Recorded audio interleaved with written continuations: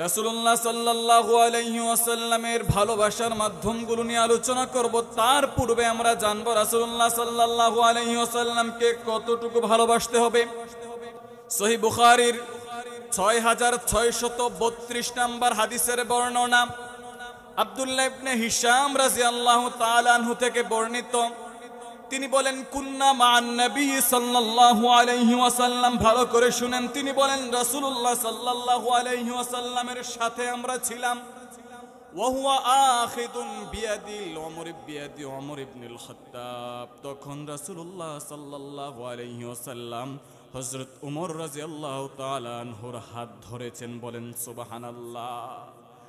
উমর রাদিয়াল্লাহু তাআলা আনহু বলল, ইয়া রাসূলুল্লাহ লিআনতা আহাব্বু ইলাইয়া মিন কুল্লি শাইইন ইল্লা মিন নাফসি। ইয়া রাসূলুল্লাহ, ইয়া হাবিবাল্লাহ, এই পৃথিবীতে যা রয়েছে সব কিছুর চাইতে আপনি আমার কাছে প্রিয়, কিন্তু আমার জীবনের চেয়ে না। আমার জান ব্যতীত, আমার জীবন ব্যতীত যা কিছু রয়েছে সব কিছুর চাইতে আপনি আমার কাছে প্রিয়।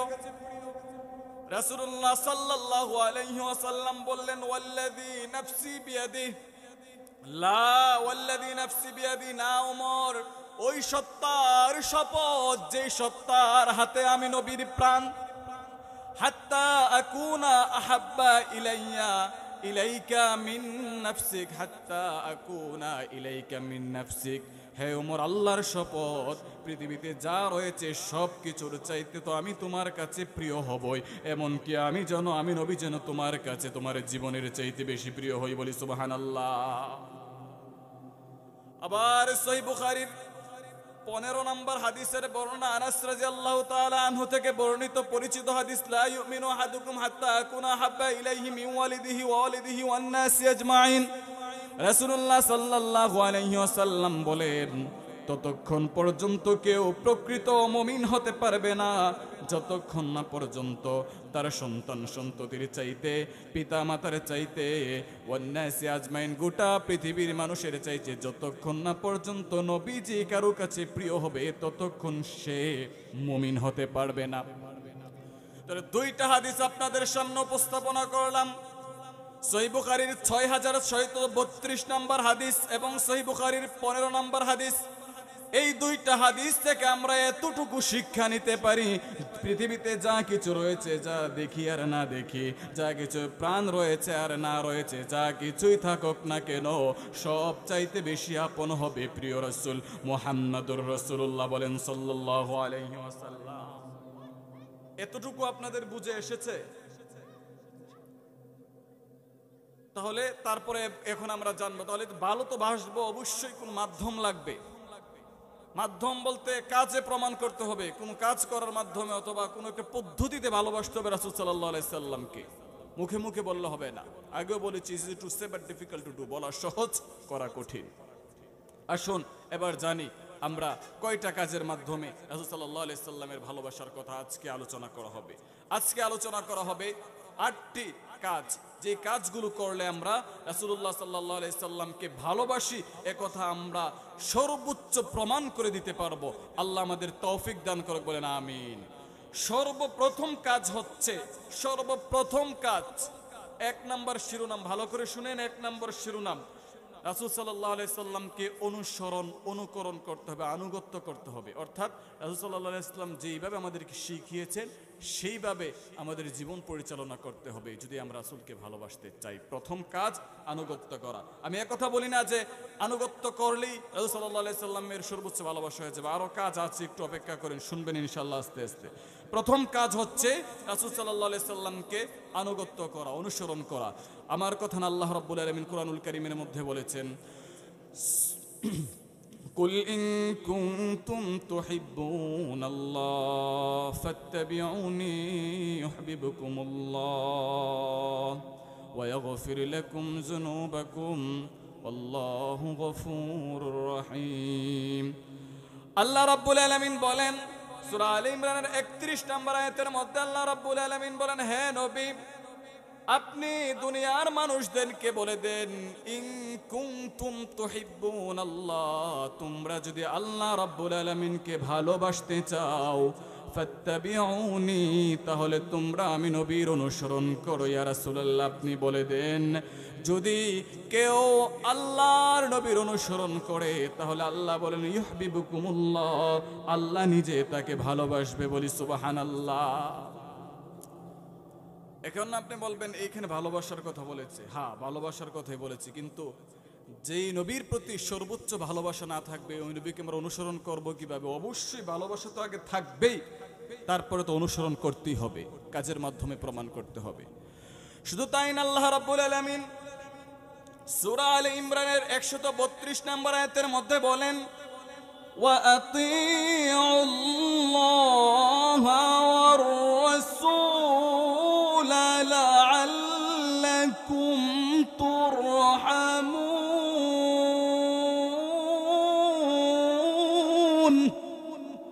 আল্লাহ রাব্বুল আলামিন বলেন, তোমরা আমি আল্লাহর আনুগত্য করো, রাসূল সাল্লাল্লাহু আলাইহি ওয়াসাল্লামের আনুগত্য করো, তাহলে তোমাদের উপর আল্লাহ রাব্বুল আলামিন রহমত নাজিল করবেন। শুধু তাই না, আল্লাহ রাব্বুল আলামিন সূরা মুহাম্মদের 33 নম্বর আয়াতের মধ্যে বলেন, ইয়া আইয়ুহাল্লাযীনা আমানু আতিউল্লাহা ওয়া আতিউর রাসূল ওয়া লা তুবতিলু আ'মালাকুম। আল্লাহ রাব্বুল আলামিন বলেন, ও হে ঈমানদাররা, তোমরা আল্লাহকে অনুসরণ করো এবং রাসূলুল্লাহ সাল্লাল্লাহু আলাইহি ওয়াসাল্লামকে অনুসরণ করো। ওয়ালা তুবতিলু আমালাকুম, যদি আল্লাহ এবং রাসূলকে অনুসরণ না করো তাহলে আল্লাহ তোমাদের সব আমল বরবাদ করে দিবেন। বলেন নাউজুবিল্লাহ। তাহলে অবশ্যই আল্লাহ রাব্বুল আলামিন জানিয়েছেন নবীজির অনুসরণ করতে হবে। আবার সূরা হাশরের 7 নম্বর আয়াতের মধ্যে আল্লাহ বলেন, ওয়ামা আতাকুমুর রাসূলু ফাখুযুহু ওয়ামা নাহাকুম আনহু ফান্তাহু। আল্লাহ রাব্বুল আলামিন বলেন, রাসূল তোমাদেরকে যা আদেশ করেছে ফাখুযু, তোমরা তা আঁকড়ে ধরো, ওয়ামা নাহাকুম আনহু ফান্তাহু, রাসূল যা নিষেধ করেছেন তা থেকে তোমরা বিরত থাকো, তা ছেড়ে দাও। ভালো করে শুনেন, সূরা হাশরের 7 নম্বর আয়াত আল্লাহ রাব্বুল আলামিন বলেছেন, রাসূল যা শিখিয়েছেন, রাসূল যা বলেছেন, তোমাদেরকে যা আদেশ করেছেন তোমরা আঁকড়ে ধরো, আর যা থেকে তোমাদেরকে নিষেধ করেছেন তা তোমরা বরণ করো, তা ছেড়ে দাও। এই যে এই আয়াত যা বলেছে তা আঁকড়ে ধরো, যা আদেশ করেছে আঁকড়ে ধরো, যা নিষেধ করেছে তা ত্যাগ করো। এই আয়াতকে সামনে রেখে 2টা লম্বা হাদিস আপনাদের সামনে শোনাতে চাই। বুখারীর 7281 নম্বর হাদিসের বর্ণনা, জাবির ইবনে আব্দুল্লাহ রাদিয়াল্লাহু তাআলা আনহু ইয়াকুল, জাআত মালাইকাতুন ইলান নবী সাল্লাল্লাহু আলাইহি ওয়াসাল্লাম। জাবির ইবনে আব্দুল্লাহ রাদিয়াল্লাহু তাআলা আনহু বলেন, রাসূলুল্লাহ সাল্লাল্লাহু আলাইহি ওয়াসাল্লামের কাছে একদল ফেরেশতা আগমন করলেন। ওয়াহুয়া নাইমুন, তখন রাসূলুল্লাহ সাল্লাল্লাহু আলাইহি ওয়াসাল্লাম ঘুমাচ্ছিলেন। ফাকালা বা'দুহুম ইন্নাহু নাইমুন, তখন ফেরেশতাদের মধ্য হতে একজন ফেরেশতা বললেন, তিনি তো ঘুমাচ্ছেন। ওয়াকালা বা'দুহুম ইন্নাল আইনা নাইমাতুন ওয়াল কলবা ইয়াকদুন, আরেকজন ফেরেশতা বললেন, তার চক্ষু ঘুমন্ত কিন্তু তার অন্তর জাগ্রত। বলেন সুবহানাল্লাহ। তখন ফেরেশতারা বলল, ফাকালু ইন্না লি সাহিবিকুম হাযা মাসালান ফাদরিবু লাহু মাসালা, এই যে নবীজির একটা উদাহরণ রয়েছে, তোমরা নবীজির এই উদাহরণ বর্ণনা করো। তোমাদের এই সাথী অর্থাৎ নবীজি সাল্লাল্লাহু আলাইহি সাল্লাম, এই সাথীর একটা উদাহরণ রয়েছে, তোমরা এই উদাহরণ বর্ণনা করো। ওয়াকালা বা'দুহুম ইন্নাহু নাইমুন, তখন আবার দ্বিতীয়বার একজন ফেরেশতা বলল, কিভাবে তার সামনে আমরা উদাহরণ বর্ণনা করব, তিনি তো ঘুমাচ্ছেন, কিভাবে উদাহরণ বর্ণনা করবে, মনটা বুঝাচ্ছেন। সাথে সাথে আরেকজন ফেরেশতা বলে দিলেন, ওয়াকালা বা'দুহুম ইন্নাল আইনা নাইমাতুন ওয়াল কলবা ইয়াকদুন, রাসূল সাল্লাল্লাহু আলাইহি ওয়াসাল্লামের চক্ষু ঘুমাচ্ছে কিন্তু রাসূল সাল্লাল্লাহু আলাইহি ওয়াসাল্লামের অন্তর জাগ্রত। দুইবারে কথা হয়ে গেল। তারপরে বলল, তাহলে উদাহরণ পেশ করা যাক। ফাকালু ফামাসালুহু কামাসালি রাজুলিন বানা দারান, এই ব্যক্তির উদাহরণ হচ্ছে, অর্থাৎ রাসূলুল্লাহ সাল্লাল্লাহু আলাইহি ওয়াসাল্লামের উদাহরণ হচ্ছে সেই ব্যক্তির মতো বানাদারন। একজন একটা ঘর নির্মাণ করলো, একটা ঘর নির্মাণ করলো, ওয়াবাসা দাইয়ান, একটা ঘর নির্মাণ করে, ওয়াজালা ফিহা মা'দুবা, ওই ঘরের মধ্যে খাবারের আয়োজন করলো, ওয়াবাসা দাইয়ান, এই খাবার খাওয়ার জন্য বাহিরে আহ্বানকারীকে আহ্বান করার জন্য বাহিরে প্রেরণ করলো। এই কথা বলার জন্য বাহিরে আহ্বানকারীকে প্রেরণ করলো যে এইখানে খাবার আয়োজন করা হয়েছে, আপনারা যারা প্রবেশ করবেন তারা খাবার খেতে পারবেন।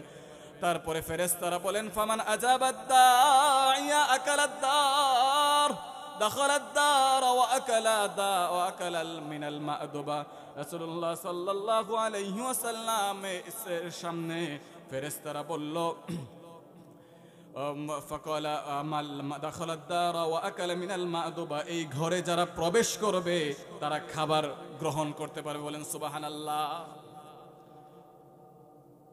আবার বলছি, রাসূলুল্লাহ সাল্লাল্লাহু আলাইহি ওয়াসাল্লাম বলল, তাহলে তোমাদের যে সাথীর উদাহরণ বর্ণনা করো। ফেরেশতারা, একদল ফেরেশতা বলল সাথীর উদাহরণ বর্ণনা করো, আরেক দল ফেরেশতা বলল ফামাসালুহু কামাসালি রাজুলিন বানা দারা, এই ব্যক্তির উদাহরণ হচ্ছে, অর্থাৎ রাসূলুল্লাহ সাল্লাল্লাহু আলাইহি ওয়াসাল্লামের উদাহরণ হচ্ছে ওই ব্যক্তির মতো এক ব্যক্তি একটা ঘর নির্মাণ করলো, ওয়াজালা ফিহা মা'দুবা, ওই ঘরে খাবারের আয়োজন করলো, ওয়াবাসা দাইয়া, একজন আহ্বানকারীকে বাহিরে খাবার খাওয়ার জন্য আহ্বান করতে প্রেরণ করলো। ফামান আজাবাদ দাইয়া দাখালাদ দার ওয়া আকালা মিনাল মা'দুবা, ওই যে আহ্বানকারী তারাও ডাকে যারা সাড়া দিল, তার আহ্বানে যারা সাড়া দিল ওই ঘরে প্রবেশ করতে পারলো এবং খাবার খেতে পারলো। ওয়ামান লাম ইউজিবিদ দাইয়া লাম ইয়াদখুলিদ দার ওয়া লাম ইয়াকুল মিনাল মা'দুবা, আর যারা সাড়া দিল না তারা ওই ঘরে প্রবেশও করতে পারলো না, খাবারও খেতে পারলো না। তারপরে রাসূলুল্লাহ সাল্লাল্লাহু আলাইহি ওয়াসাল্লামের কাছে উপস্থিত সাহাবায়ে কেরাম বলল, আউবিলু হালাহু ইয়াফকাহা, তাহলে এই যে উদাহরণ বলা হলো, যে উদাহরণটা বলা হলো, এক ব্যক্তি একটা ঘর বানিয়েছে, সেই ঘরের থেকে ঘরে খাবারের আয়োজন করেছে, খাবারের আয়োজন করার পরে একজন আহ্বানকারীকে বাহিরে আহ্বান করতে পারলো, বাহিরে আহ্বান করে পাঠানোর কারণে যারা সাড়া দিয়েছে তারা এই ঘরে প্রবেশ করতে পারলো, খাবার খেতে পারলো। যারা ওই আহ্বানকারীর আহ্বানে সাড়া দেয়নি তারা ঘরে প্রবেশ করতেও পারলো না, খাবারও খেতে পারলো না। এই উদাহরণটা কিসের উদাহরণ? তখন ফেরেশতারা আবার বলল, তৃতীয়বার একজন ফেরেশতা বলল, ফাকালা বাদুহুম ইন্নাহু নাঈমুন, তিনি তো ঘুমাচ্ছেন, তাহলে কিভাবে উদাহরণ বর্ণনা করব, কিভাবে তাকে বুঝাবো? আরেকজন ফেরেশতা বলল, ওয়াকালা বাদুহুম ইন্নাল আইনা নাঈমাতুন ওয়াল কলবা ইয়াকযানু। রাসূলুল্লাহ সাল্লাল্লাহু আলাইহি ওয়াসাল্লামের সামনে উপস্থিত আরেকজন ফেরেশতা বলল, তিনি তার চক্ষু ঘুমন্ত কিন্তু তার অন্তর জাগ্রত। বলি সুবহানাল্লাহ। হাদিসের মূল কথা, ওয়াদারুল জান্নাহ, যে ঘর, সেই ঘরটা হচ্ছে জান্নাত। ওয়াদাইয়া মুহাম্মদ সাল্লাল্লাহু আলাইহি ওয়াসাল্লাম, আহ্বানকারী হচ্ছে মুহাম্মদ সাল্লাল্লাহু আলাইহি ওয়াসাল্লাম। ফামান দাখালাদ দার ফামান আসা আল্লাহ, যারা মুহাম্মদ সাল্লাল্লাহু আলাইহি ওয়াসাল্লামকে অনুসরণ করলো, ফামান আতা মুহাম্মাদান সাল্লাল্লাহু আলাইহি ওয়াসাল্লাম ফাকাদ আতা আল্লাহ, ওয়া মান আসা মুহাম্মদ সাল্লাল্লাহু আলাইহি ওয়াসাল্লাম ফাকাদ আসা আল্লাহ।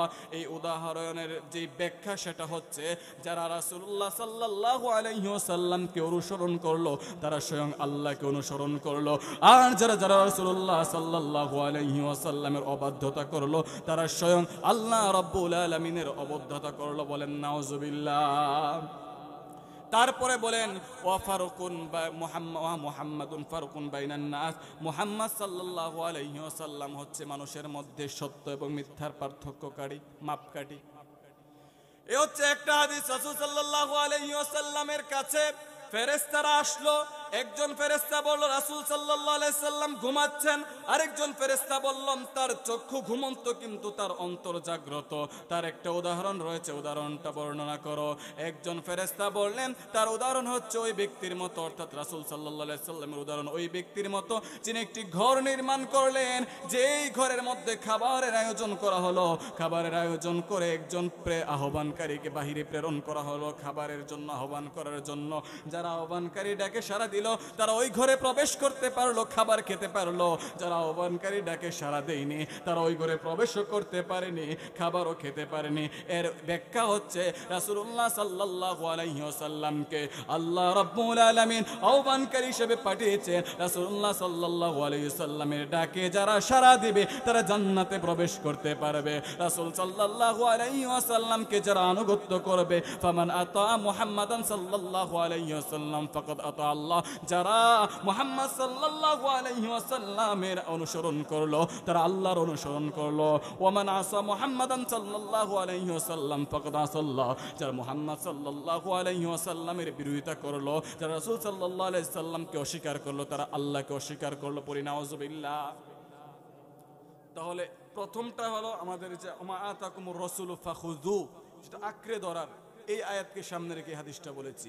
আরেকটা হাদিস হচ্ছে যে বিরোধিতা করা, রাসূল সাল্লাল্লাহু আলাইহি ওয়াসাল্লাম ওমা নাহাকুম আনহু ফান্তাহু, রাসূল যা নিষেধ করেছেন তা ছেড়ে দাও। সেটার দলিলটা হচ্ছে সহিহ বুখারীর 5063 নম্বর হাদিসের বর্ণনা।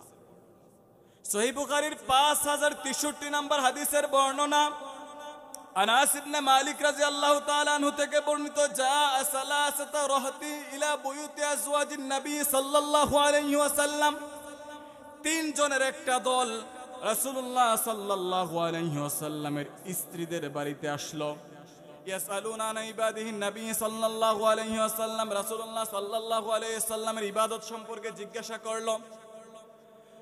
ফালাম্মা উখবিরু কাআন্নাহুম তাকাল্লুহা, রাসূলুল্লাহ সাল্লাল্লাহু আলাইহি ওয়াসাল্লামের ইবাদত সম্পর্কে যখন তাদেরকে জানানো হলো, তখন তারা তাকাল্লুহা, রাসূলুল্লাহ সাল্লাল্লাহু আলাইহি ওয়াসাল্লামের ইবাদতকে কম মনে করলো। বলেন নাউযুবিল্লাহ।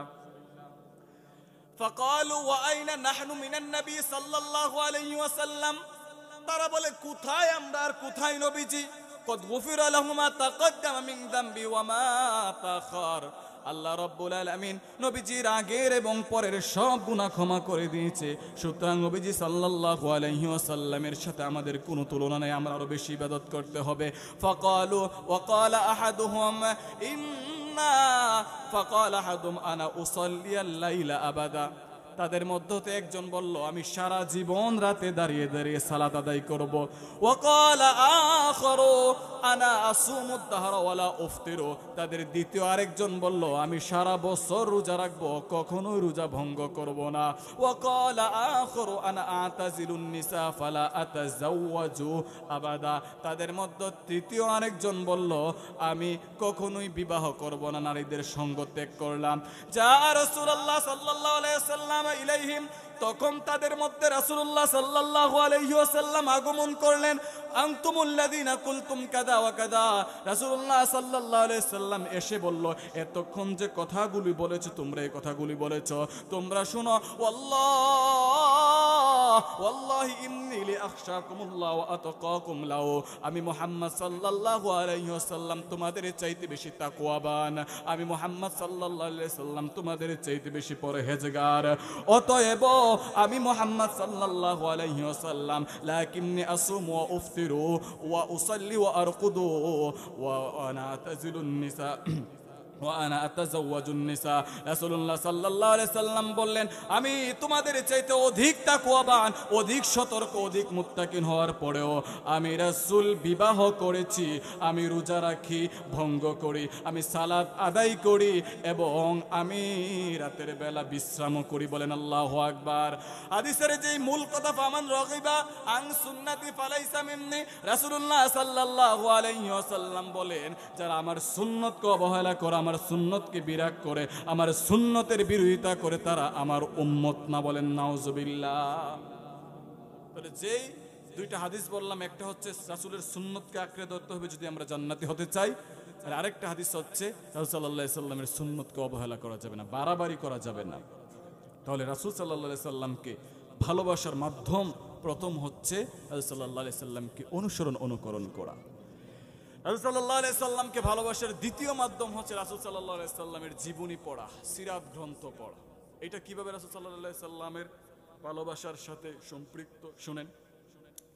যেই নবীকে আমরা জীবনের চাইতে বেশি ভালোবাসবো, ওই রাসূল সাল্লাল্লাহু আলাইহি সাল্লামের সম্পর্কে কি আমাদের জানতে হবে না?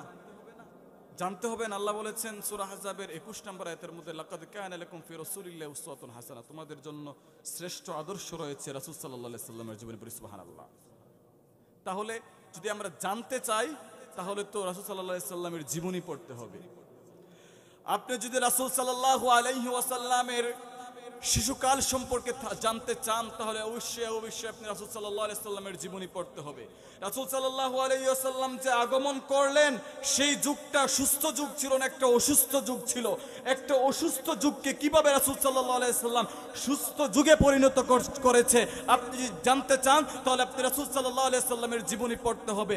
আপনি যদি রাসূল সাল্লাল্লাহু আলাইহি ওয়াসাল্লামের জন্মের সময় ঘটে যাওয়া মুআজিজাগুলি জানতে চান তাহলে আপনি রাসূল সাল্লাল্লাহু আলাইহি সাল্লামের জীবনী পড়তে হবে।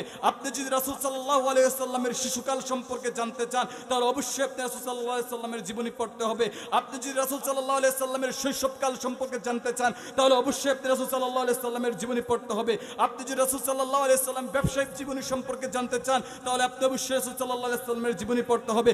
আপনি যদি রাসূল সাল্লাল্লাহু আলাইহি ওয়াসাল্লামের বিবাহ সম্পর্কে জানতে চান তাহলে আপনি অবশ্যই রাসূল সাল্লাল্লাহু আলাইহি ওয়াসাল্লামের জীবনী পড়তে হবে। আপনি যদি রাসূল সাল্লাল্লাহু আলাইহি ওয়াসাল্লামের সাথে খাদিজাতুল কুবরা রাদিয়াল্লাহু তাআলা আনহার কিভাবে বিবাহ হয়েছে জানতে চান তাহলে অবশ্যই আপনি রাসূল সাল্লাল্লাহু আলাইহি ওয়াসাল্লামের জীবনী পড়তে হবে। আপনি যদি জানতে চান রাসূল সাল্লাল্লাহু আলাইহি ওয়াসাল্লামের উপরে কিভাবে ওহীর সূচনা হয়েছে তাহলে আপনি অবশ্যই রাসূল সাল্লাল্লাহু আলাইহি ওয়াসাল্লামের জীবনী পড়তে হবে। আপনি যদি জানতে চান রাসূল সাল্লাল্লাহু আলাইহি ওয়াসাল্লাম কিভাবে সর্বপ্রথম মক্কায় কালেমার দাওয়াত দিয়েছিল তো অবশ্যই আপনাকে রাসূল সাল্লাল্লাহু আলাইহি ওয়াসাল্লামের জীবনী পড়তে হবে। আপনি যদি জানতে চান রাসূল সাল্লাল্লাহু আলাইহি ওয়াসাল্লাম প্রকাশ্যে কিভাবে দাওয়াত দিয়েছিল, কারা কারা ইসলামের প্রাথমিক যুগে রাসূল সাল্লাল্লাহু আলাইহি ওয়াসাল্লামের ডাকে সাড়া দিয়েছিল, কাদেরকে রাসূল সাল্লাল্লাহু আলাইহি ওয়াসাল্লাম সর্বপ্রথম দাওয়াত দিয়েছিল জানতে চাইলে অবশ্যই রাসূল সাল্লাল্লাহু আলাইহি ওয়াসাল্লামের জীবনী পড়তে হবে। আপনি যদি জানতে চান কোন কোন সাহাবী ইসলাম গ্রহণ করেছিল, তাদের উপর কিভাবে নির্যাতন করা হয়েছিল তাহলে অবশ্যই রাসূল সাল্লাল্লাহু আলাইহি ওয়াসাল্লামের জীবনী পড়তে হবে। আপনি যদি জানতে চান আমির হামজা রাদিয়াল্লাহু তাআলা আনহু, ওমর রাদিয়াল্লাহু তাআলা আনহু কিভাবে ইসলাম গ্রহণ করেছে, তাদের ইসলাম গ্রহণ করা ইসলামের উপর কেমন প্রভাব পড়েছিল তাহলে অবশ্যই আপনি রাসূল সাল্লাল্লাহু আলাইহি ওয়াসাল্লামের জীবনী পড়তে হবে। আপনি যদি জানতে চান রাসূল সাল্লাল্লাহু আলাইহি ওয়াসাল্লামের উপর সাহাবায়ে কেরামের উপর রাসূল সাল্লাল্লাহু আলাইহি ওয়াসাল্লামের সাহাবায়ে কেরামের উপর নির্যাতন করার কারণে আবিসিনিয়ায় হিজরত করেছিল, কিভাবে করেছিল, কতজন সাহাবী হিজরত করেছিল তাহলে আপনি রাসূল সাল্লাল্লাহু আলাইহি ওয়াসাল্লামের জীবনী পড়তে হবে। আপনি যদি জানতে চান আমার মুহাম্মদ সাল্লাল্লাহু আলাইহি ওয়াসাল্লামকে কিভাবে হত্যা করার পরিকল্পনা করেছিল কাফেররা তাহলে আপনি রাসূল সাল্লাল্লাহু আলাইহি ওয়াসাল্লামের জীবনী পড়তে হবে। আপনি যদি জানতে চান রাসূল সাল্লাল্লাহু আলাইহি ওয়াসাল্লাম কিভাবে মক্কা ছেড়ে মদিনায় হিজরত করেছে আপনি রাসূল সাল্লাল্লাহু আলাইহি ওয়াসাল্লামের জীবনী পড়তে হবে।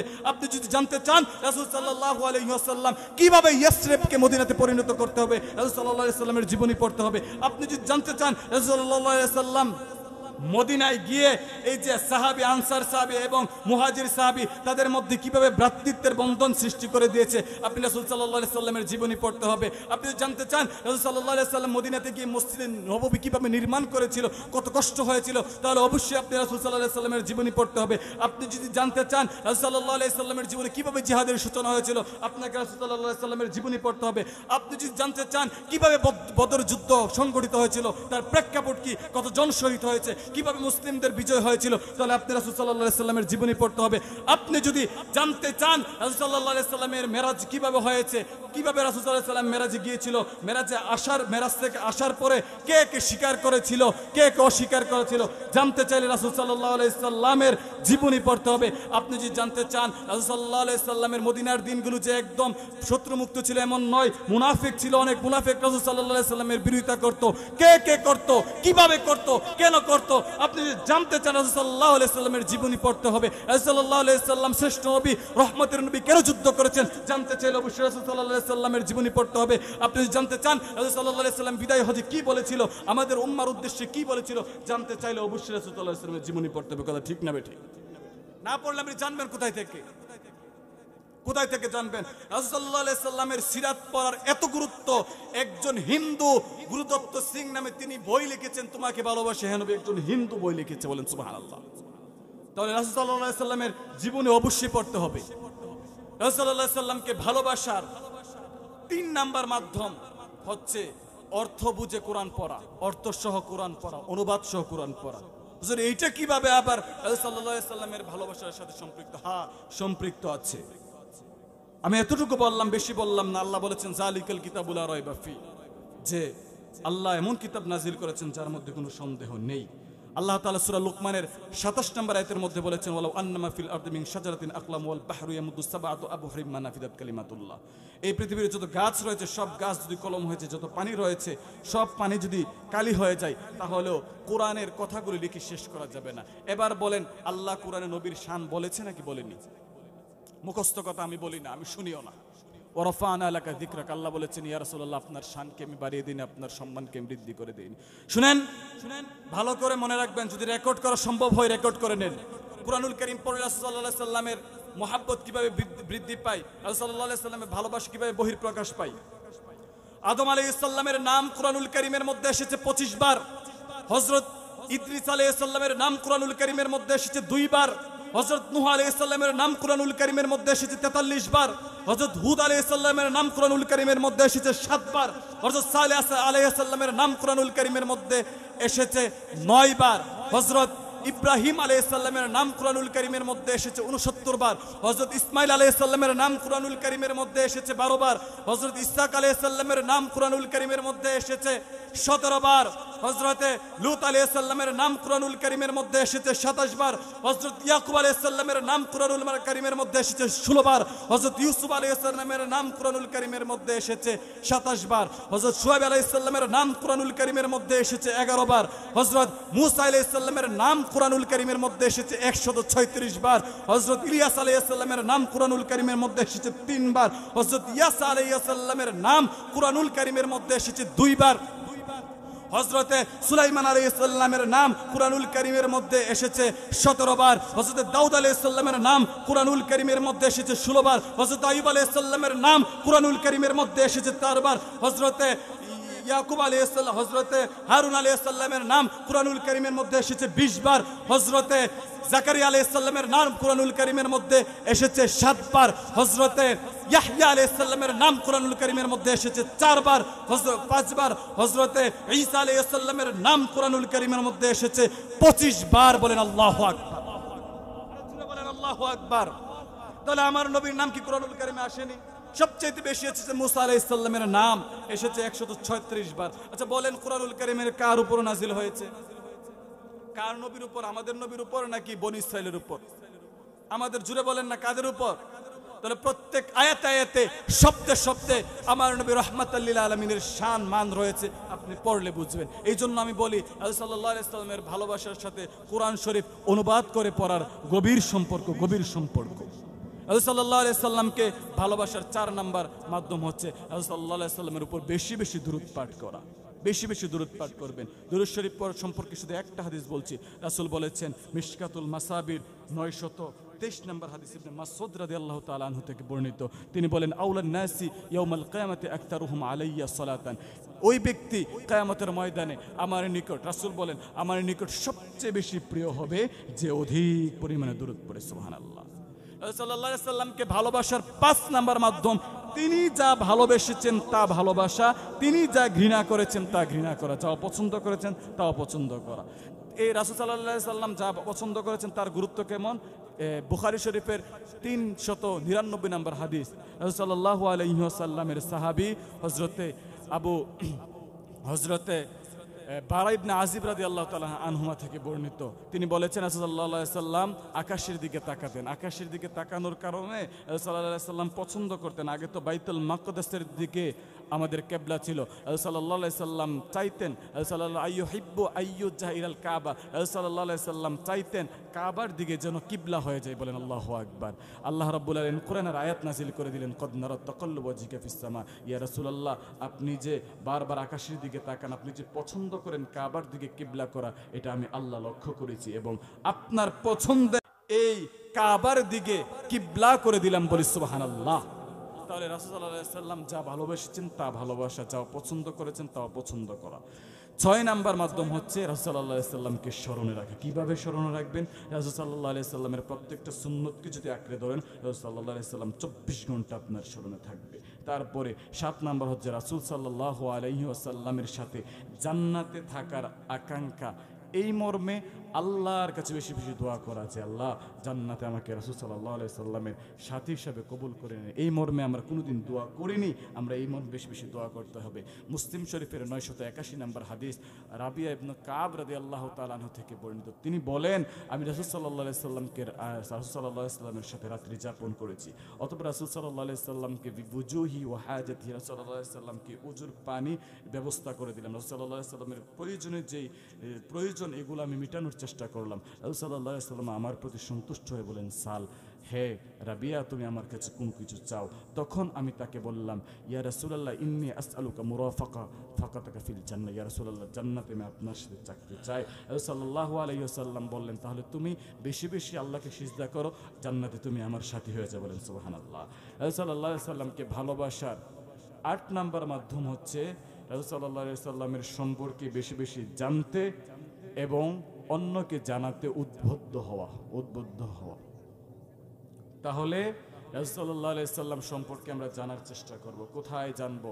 সারাদিন মোবাইলের পেছনে আমাদের সময় নষ্ট হয়। রাসূল সাল্লাল্লাহু আলাইহি সাল্লামের জীবনী আমাদের ঘরে নেই। রাসূল সাল্লাল্লাহু আলাইহি সাল্লামের একটা জীবনী গ্রন্থ আমাদের ঘরে নেই। আমাদের অবস্থা হচ্ছে এমন। তাহলে রাসূল সাল্লাল্লাহু আলাইহি সাল্লামের সম্পর্কে জানলাম কোথায়, মানলাম কোথায়? প্রকৃত আশেক রাসূল হতে হলে রাসূলের জীবনী পড়তে হবে, কুরআনুল কারীম অনুবাদ সহ পড়তে হবে, বেশি বেশি দুরূদ পাঠ করতে হবে। এগুলোই সত্য। এগুলো একটা কথা হাদিসের বাইরে থেকে বলিনি। কোনো মায়ের বেটা নেই এখানে এসে প্রমাণ করতে পারে একটা কথা ভুল করেছি। ইনশাআল্লাহ কোরআন হাদিস থেকে বলেছে, এই জন্য আমি ভুল বলিনি। আমি তো বলিনি, বলেছে আল্লাহ, আমি একটু বলার চেষ্টা করছি, শোনানোর চেষ্টা করেছি। যাই হোক, আমার সময় তো লম্বা ছিল না, এই পর্যন্ত আমার সময়। যে অগোছালো কথাগুলো বললাম, যেভাবে প্রস্তুত নিয়ে এসেছিলাম সেভাবে কথাগুলো বলতে পারিনি সময়ের কারণে, বিভিন্ন কারণে। আল্লাহ তাআলা যে কথাগুলো বললাম অগোছালোভাবে আমল করার তৌফিক দান করুক। আমি আবারও বলে দিচ্ছি শিরোনামগুলো। রাসূল সাল্লাল্লাহু আলাইহি সাল্লামকে ভালোবাসার বহিঃপ্রকাশ যদি করতে চান তাহলে 8টি কাজ করতে হবে। 1, রাসূল সাল্লাল্লাহু আলাইহি ওয়াসাল্লামকে অনুকরণ করতে হবে। 2, রাসূলুল্লাহ সাল্লাল্লাহু আলাইহি ওয়াসাল্লামের জীবনী গ্রন্থ পড়তে হবে। 3, কুরআনুল কারীম অনুবাদ সহ পড়তে হবে। 4, রাসূল সাল্লাল্লাহু আলাইহি সাল্লামের উপর অধিক পরিমাণে দুরূদ পাঠ করতে হবে। 5, রাসূলুল্লাহ সাল্লাল্লাহু আলাইহি সাল্লাম যা পছন্দ করেছেন তা পছন্দ করতে হবে, যা অপছন্দ করেছেন তা অপছন্দ করতে হবে। 6, রাসূল সাল্লাল্লাহু আলাইহি সাল্লামকে স্মরণে রাখতে হবে। আর যদি আপনি প্রত্যেকটা সুন্নতকে আঁকড়ে ধরেন, রাসূল সাল্লাল্লাহু আলাইহি সাল্লামের আপনার স্মরণে থাকবেই থাকবে। 7, রাসূল সাল্লাল্লাহু আলাইহি ওয়াসাল্লামের সাথে জান্নাতে পাশাপাশি কাছাকাছি থাকার আকাঙ্ক্ষা করতে হবে। এই মর্মে আল্লাহর কাছে বেশি বেশি দোয়া করতে হবে। 8, রাসূল সাল্লাল্লাহু আলাইহি সাল্লাম সম্পর্কে বেশি বেশি জানতে এবং অন্যকে জানাতে উদ্বুদ্ধ করতে হবে। আল্লাহ তাআলা আমাদেরকে তৌফিক দান করুক। যে কথাগুলো বললাম আল্লাহ আমাদেরকে আমল করার তৌফিক দান করুক, বলি আমিন। আল্লাহ তাআলা এই মাহফিলকে কবুল করুক। এই মাহফিলে যারা সহযোগিতা করেছে আল্লাহ তাআলা প্রত্যেকের দানকে কবুল করুক। অত্র এলাকার মহল্লার যারা কবরবাসী আছে আল্লাহ তাআলা প্রত্যেকটা কবরের আযাব এই মাহফিলের উসিলায় ক্ষমা করুক, বলে আমিন। সুবহানাকাল্লাহুম্মা বিহামদিকা আশহাদু আল্লা ইলাহা ইল্লা আনতা আস্তাগফিরুকা ওয়া আতুবু ইলাইক। মা আসসালাম। আসসালামু আলাইকুম ওয়া রাহমাতুল্লাহি ওয়া বারাকাতুহু।